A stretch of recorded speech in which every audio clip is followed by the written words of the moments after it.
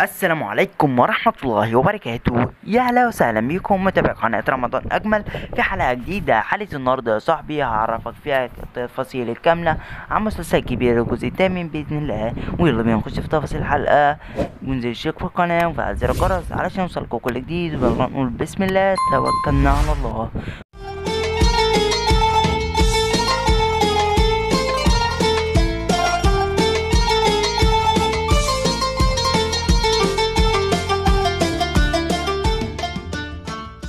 وزي ما احنا متعودين في كل الحلقات بنصلي على اشرف الخلق سيدنا محمد عليه افضل الصلاة والسلام.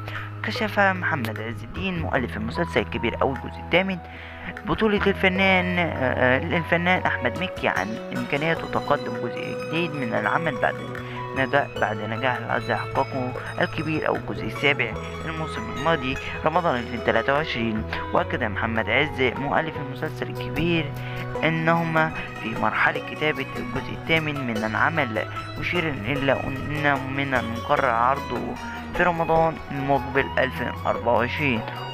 موضح إن شاء الله شغالين على الجزء الثامن الكبير قوي، ويعرض رمضان الجاي بإذن الله رمضان 2024. وكده وصلنا لنهاية الحلقة. ياريت لو عجبك الفيديو ما تنساش تشترك في القناة وتفعل زر الجرس عشان يوصلكوا كل جديد. يلا بينا نقول سلام.